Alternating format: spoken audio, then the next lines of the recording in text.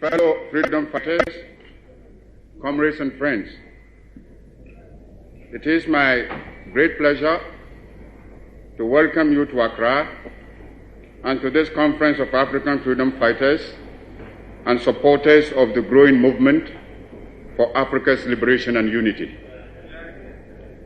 It is good for our cause to have a periodic meeting of this kind to examine our position in the great struggle to rid Africa completely and forever of imperialism and its handmaidens, colonialism and neocolonialism.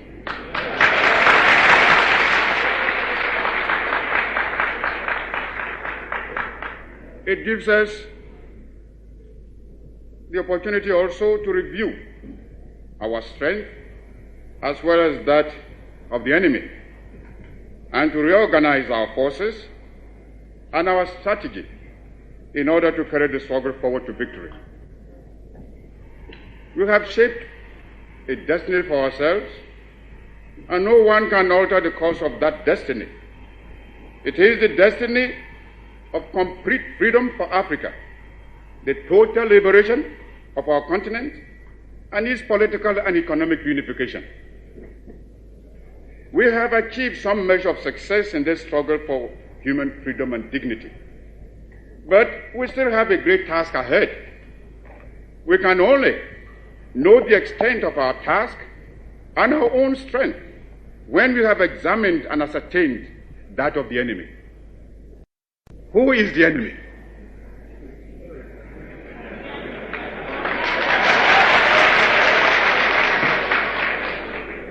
Fellow freedom fighters, the enemy is imperialism.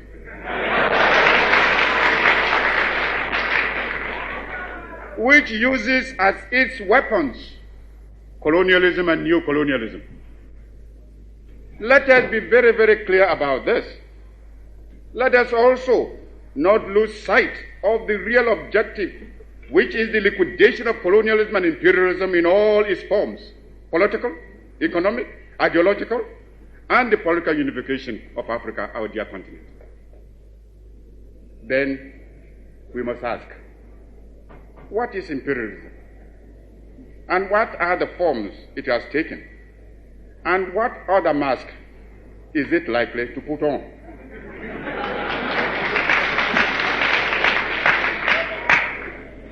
Modern imperialism arose when capitalism had achieved both industrial and financial monopoly, and the competition for raw materials and markets had made it imperative for the advanced industrialized countries to expand into the less advanced parts of the world. This phenomenon led to the partition of the world among the great powers. Asia and Africa were divided up among them. Fellow freedom fighters and friends, African nationalist thinking has been adjusting to internationalism within the continent, the development process that must lead to the political unification of the African continent. But the objective of African unity can be seriously undermined by tribalism, which provides one of the happiest hunting grounds for the colonialist and neo-colonialist enemies of African independence and unity. Unless we take this problem of tribalism very carefully in hand, it can undo all our valiant efforts to bring real independence to Africa. We all know the evils of colonialism, but there are some of us who do not appreciate the malevolent possibilities for infinite destruction and even chaos of uncontrolled tribalism, which can make havoc of our hopes and our aspirations. We know that the colonialists are past masters in the policy of divide and rule. They are quick to seize on tribal differences which they discover among us and use this to pit one group against the other.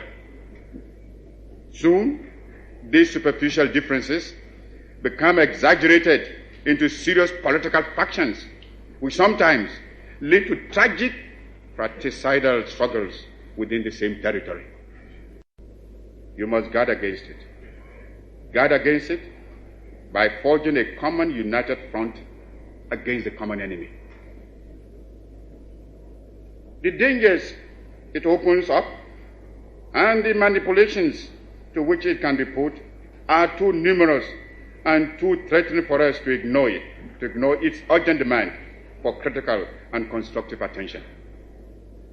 Failure in this task would only risk all the efforts and sacrifices that we have made so far in our common cause and place in jeopardy the future peace and development of the continent. I therefore charge you to place high on your agenda and to give it your most thoughtful and creative consideration. Colonial rule has left a high degree of illiteracy among our people. And we all know that in conditions of ignorance and superstition, it is easy enough to fan internecine feuds. This menace can be met by unity among the leaders and the creation of a nationwide, firmly knit political organization receiving the most complete loyalty and devoted service from all its members, especially its officers and organizing officials in the field. Colonial rule has left the masses of our people poverty-stricken, disease-ridden, while enormous quantities of mineral and agricultural wealth were drained out of Africa year in and year out. I am not making this point merely in order to harrow you with ugly memories. Many of you have been confronted only too recently with the shocking actualities of calculated oppression to be able at this moment to push them out of your mind. I raise this point so that it will stay in your minds when you may be tempted by the seductive promises of new colonialism to forget the real character of colonialist imperialism and be persuaded away from your own true interests and those of Africa. For today, we must each see ourselves as part of Africa in order that we may face colonialist imperialism and its new form, neocolonialism, on a continent-wide front. For unity must be the keynote of our actions. Our enemies are many, and they stand ready to pounce upon and exploit our very weakness. They tell us that this particular person or that particular country has greater or more favorable potentialities than the other. They do not tell us that we should unite, that we are all as good as we are able to make ourselves once we are free. Remember, always, that you have 4 stages to make. First, the attainment of freedom and independence. Secondly, the consolidation of that freedom and independence. Thirdly, the creation of unity and community between the free African states. Fourth, the economic and social reconstruction of Africa.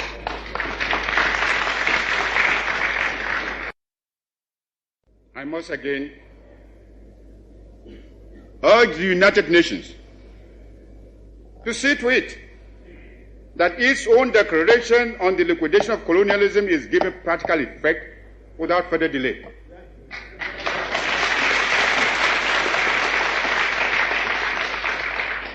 So long as colonialism exists in Africa, Africans cannot help talking the way we do now.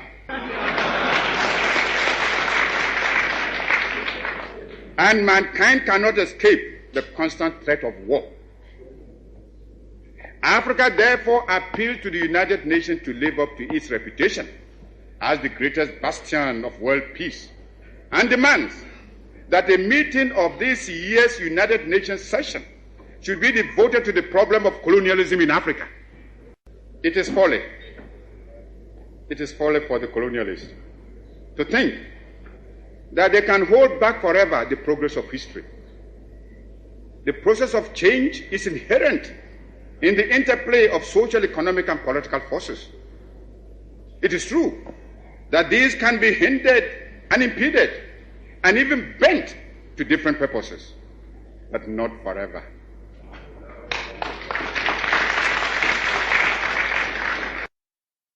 However, we who are concerned with the immediacy of African independence and unity are not prepared to wait upon the evolution of history.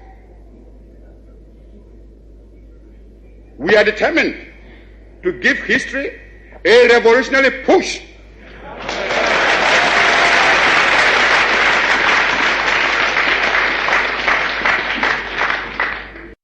We must adopt a positive, all-out anti-colonialist, anti-imperialist attack, and this quickly, for we cannot afford the luxury of delay. Time acts for the enemy, no less than for ourselves. Let us therefore examine our position seriously and objectively to see how well we have managed so far and evaluate our points of weakness and the necessary remedies. Let us determine what modifications are needed to adjust our strategy to counter the movements of the enemy and overcome him.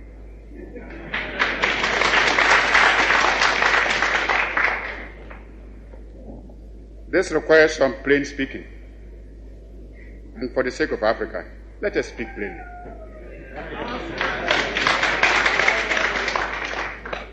As I see it, our greatest danger stems from disunity and the inability to see that the realization of our hopes and aspirations, the realization of our objective of total African independence, and of our future progress and prosperity is inextricably bound up with the necessity to unify our policy and actions in connection with the continued struggle for independence and the greater task of economic and social reconstruction beyond it. We must therefore face the issue of African unity now, for only unity will make the artificial boundaries and regional demarcations imposed by colonialism obsolete and superfluous. African unity will thus provide an effective remedy for border disputes and internecine troubles. In a united Africa, there could be no frontier claims between Ethiopia and Somalia, or between Zanzibar and Kenya, Guinea or Liberia, or between Ghana, Togoland, and the Ivory Coast.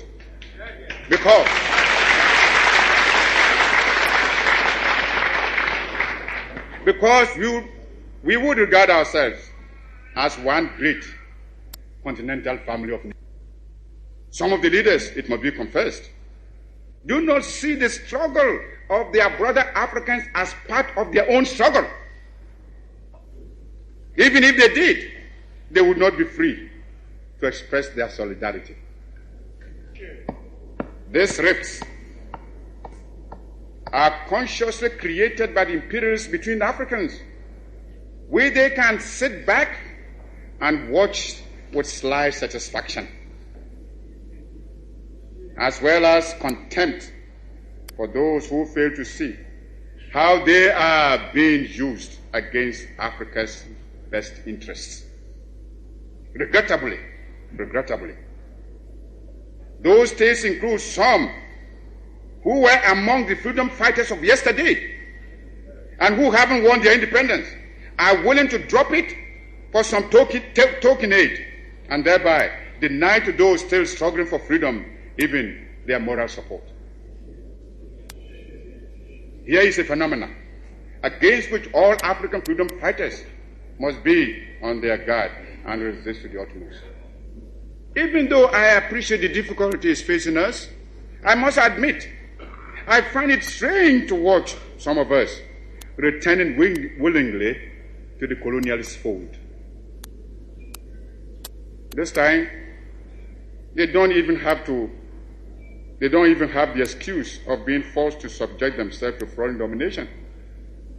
It makes one wonder, why so much effort and sacrifice and so many lives were given up to the achievement of independence in the first place, if it can only be so quickly and easily surrendered. Unhappily for us, colonialism creates in some intellectual allegiances which are not severed at the moment of independence, but remain to condition loyalties away from Africa towards the metropolis which draws them. They are unable, it would appear, to accept the idea that Africans can get together to make viable and going concern of a combined African continent, but rather see their salvation in coming together in association like the Franco-African community mooted recently at Bangui. Although there are many here who speak English, French, Spanish, or Portuguese, nevertheless, we are all Africans.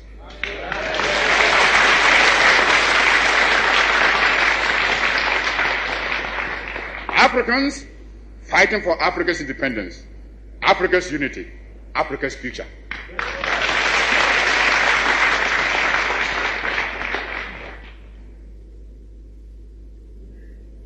I have said that I understand the difficulties of these states which are drawing away from the African community back into that of Europe, faced with the demands of their people for rising standards of living and better social conditions, but charged with economies that can hardly meet the recurrent expenditures of administration and maintenance. They are in dilemma. And standing at their elbows are the new colonialist agents, beckoning them back with a smile into the web of imperialism, though it may have a new look this time and offer the irresistible bait of immediate help. But this help will be far outweighed, as they will experience with no great loss of time by the knots into which their economies will be tied by the Euro-African Association. Imperialism does not change its nature. It only changes its front.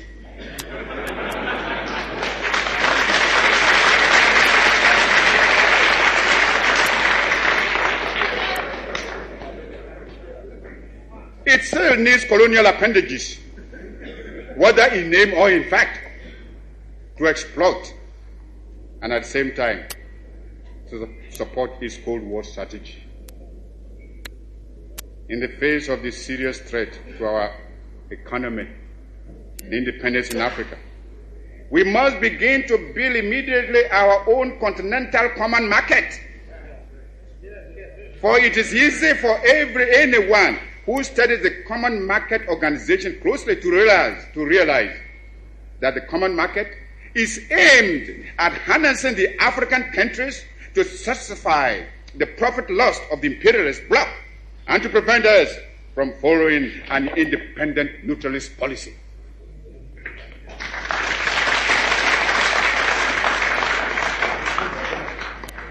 It is easy to see that the imperialists and the colonialists are determined to retain the African countries in the position of suppliers of cheap raw materials. If we do not resist this threat, and if we throw in our lot with the common market, we shall doom the economy of Africa to a state of perpetual subjection to the economy of Western Europe.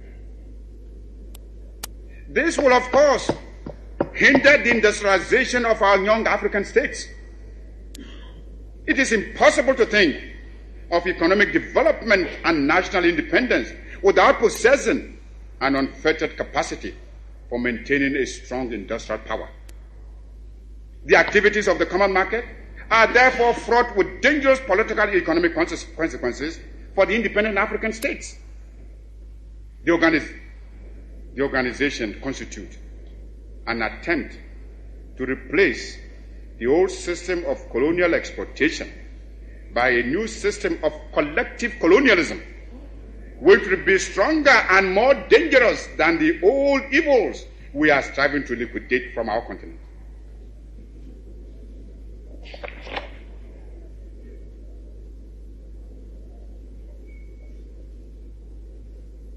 There is an alternative to Euro-African Association with its deadly implications for Africa's independence and progress. It is in an African economic community in which we can all pool our production and our trade to a common advantage. It is not difficult to imagine that the new colonialists would describe this as a pooling of poverty. It is, however, too simple a distortion of fact. Africa is rich and not poor.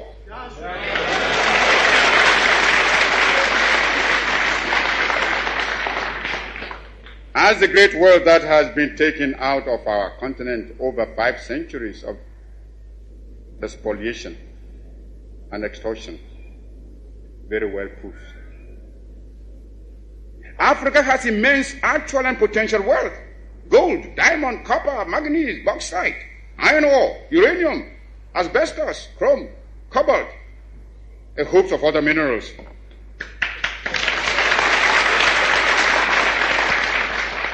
Our essential agricultural produce have all been drained away by colonialist imperialism. Africa is far from being poor. It is Africans who are poor, not Africa.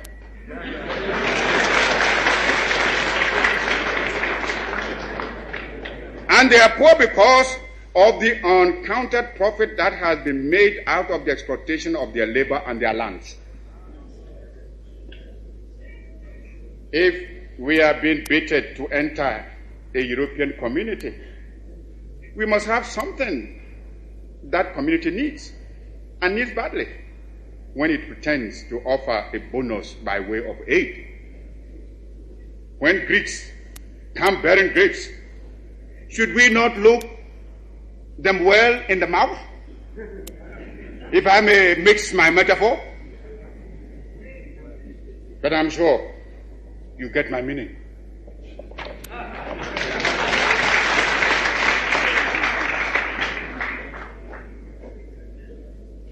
When we, new, untried, inexperienced states, are flattered into European alliances, we enter not as equals, but as suppliers of primary products at the generosity of industrial competitors. How generous they can be, we have learned from our sad experience over a good long time. Who fixes the prices?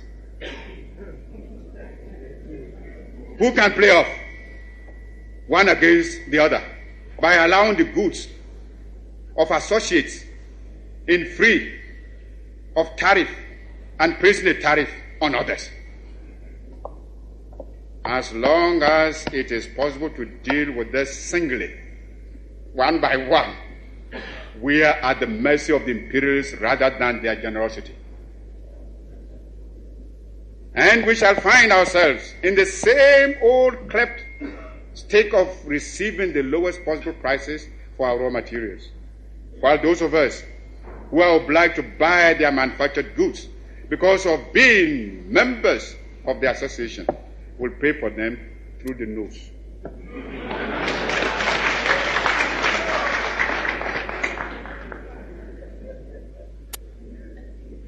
These same states will find themselves tied up in knots which will prevent their going into an open market for their needs of goods and capital investment. And above all, they will lose their option of non-alignment and find themselves dragged into the diplomacy of imperialist Cold War politics, which will operate against the independence and intrinsic interests of Africa. Those of us who cannot see through these implications can only be suffering from an intense myopia.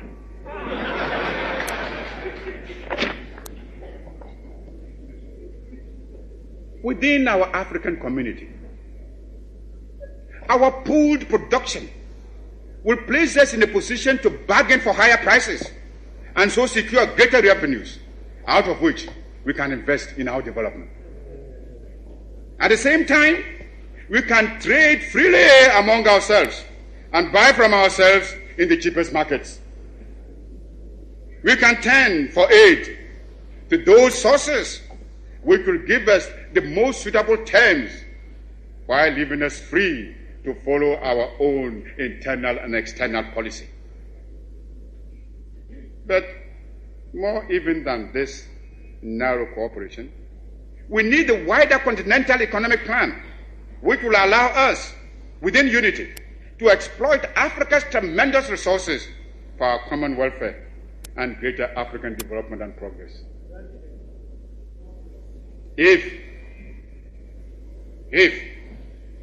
we are really sincere in our desire to see the end of imperialism in Africa, then, apart even from the consideration involved in African unity, we should turn away from any form of association with Europe, which, through its new colonialist control of our policies, will help rather to sustain that imperialism and undermine it.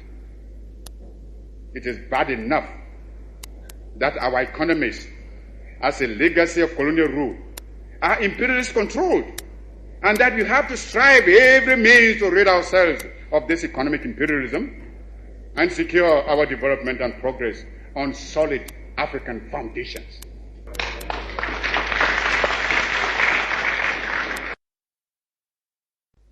This is another reason why we should come together in a unified African economic plan, which, operating on a continental scale, can make a solid attack on the imperialist domination in Africa.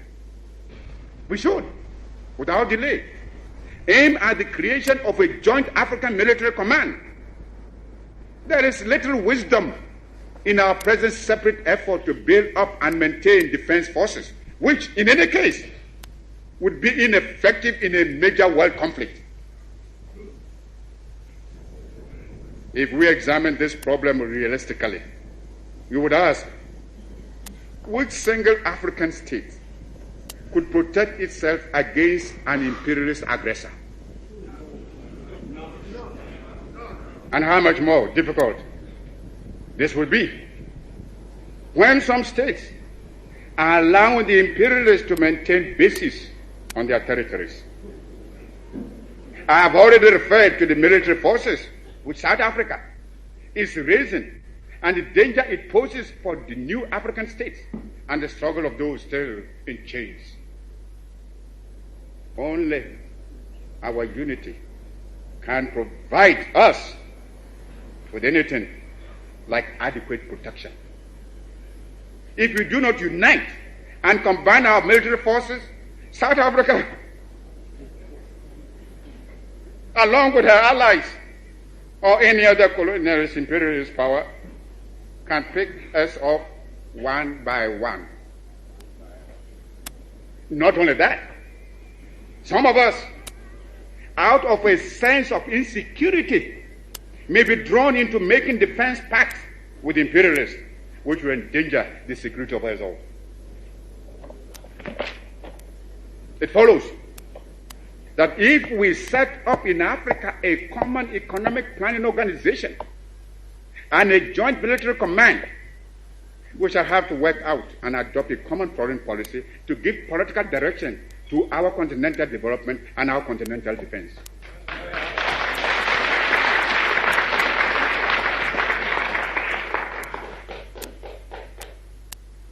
Fellow freedom fighters, you may perhaps wonder why I have dwelt at some length with these problems of the unity of independent African states and what relevance they have to our immediate problems of how to overcome the obstacles standing in the way of your own struggle and independence as freedom fighters.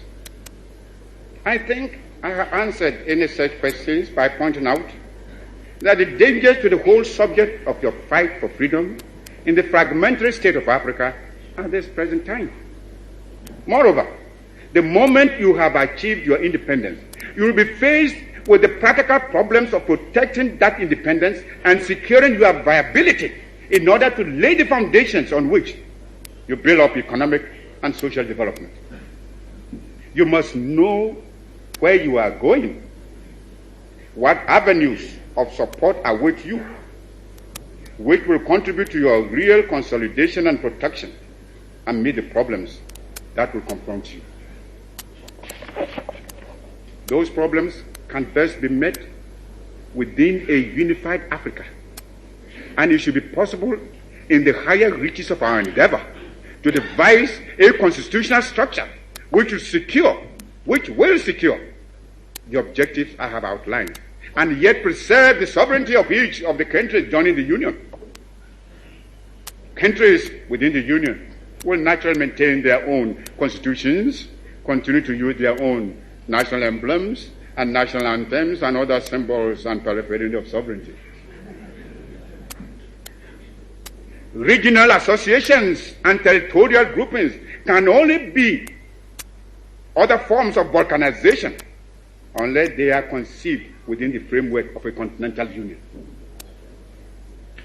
There are existing models which we can modify or adapt to our pattern.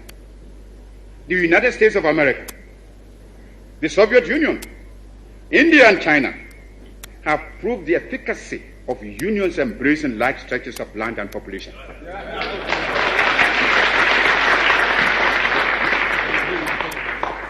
When the first 13 states of America tried to promote the idea of a United States, this was ridiculed as an empty dream and vigorously resisted by many. Today, America is the foremost industrial country in the world, and the states within her union number 50 states. And who would have thought that almost 100 different peoples of various levels of economic, social, and political development could have been welded into the mighty state which the Soviet Union has become in such space of time. Such short space of time. For example, the example of Europe, which is left in confusion after centuries of mutually destructive economic warfare and competition, because it failed to build a sound foundation for common political action and understanding, should be a lesson for us all. But with the exigencies created by the shrinking of empires, the growing socialist world, and the need generated by the greater productive capacities inherent in present-day techniques, even Europe is now beginning to seek its common association.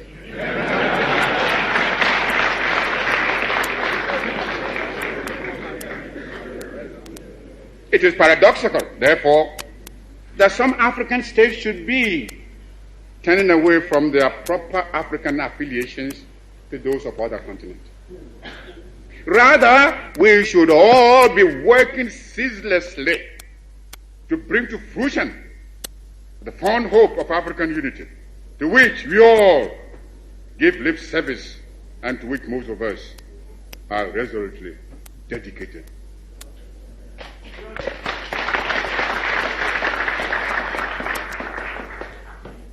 And now, fellow freedom fighters, let me say a few words about the sad development in what look like hopeful moves toward the unity of the Caribbean islands. It may sound far-fetched, but it has a meaning to us as Africans. We regard West Indians as our brothers.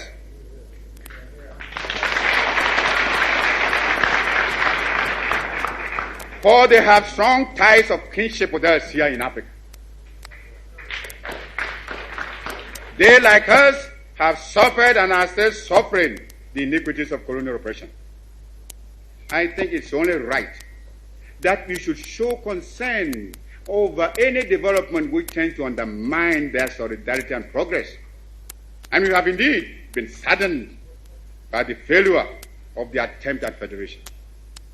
How can these little islands hope to stand by themselves in the future any better than they have done in the past? When the trend is toward the creation of bigger units of economic viability, it is most distressing to find that some of our brothers across the Atlantic seem to be unaware of the vital needs of the widest possible federation, drawn together by a central government with sufficient powers to make the principle of unified progress a working possibility.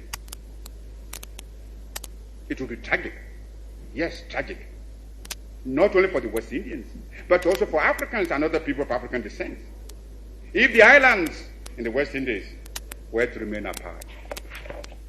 For we have reposed so much hope and faith in the emergence of the Caribbean islands as a United States, free and progressive, federated in strength and purpose, and contributing substantially to the total success of our peoples.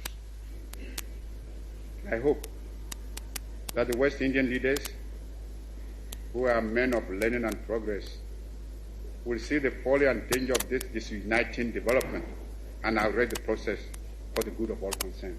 And let's do now. Here in Africa, the increasing activity of freedom fighters all over the continent is one of the most hopeful signs of the victory that must crown our efforts.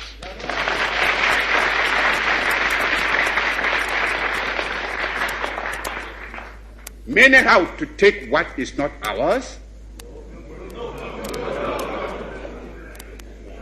but we have a perfect right to fight for the birthright of freedom and the ownership of our land that has been fetched up from us and is being illegally withheld. Inasmuch as our struggle for independence and our subsequent national and continental development is bound up with the question of peace, since our very survival hangs upon the decisions of the great nations, we once more put forward our appeal to them. Immeasurable quantities of money, not to talk of the futile waste of energy, brains, and productive capacity, and put into the manufacture and explosion of most lethal weapons of destruction that man has ever bent his ingenuity to devise. It is a fair comment on the state of Western civilization that this should be regarded as its highest pinnacle of achievement, while millions of the world's population in Asia and Africa, yes, even in Europe and America, exist on the fringe of bare subsistence. We call upon the powers who hold the fate of mankind in their hands to turn away from the production of these appalling means of mass destruction and to devote to peaceful use the harness power of the atom. How excellent it would be if, instead of preparing for the destruction of mankind, one barest part of the means financing it could be used in the rapid development of the less developed parts of the world, and thus destroy colonial imperialism forever. It's a sad reflection on the leadership of these nations that they should have within their reach the power for doing good and yet refuse to adjust themselves to the opportunity for making effective their ability for doing good.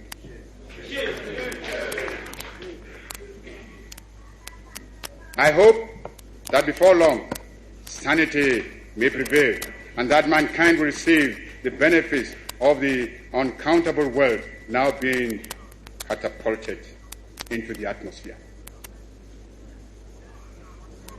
Long live African freedom fighters.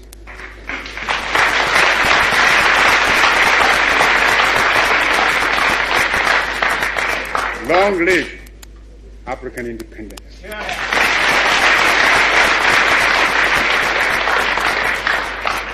Long live your struggle. And long live African unity.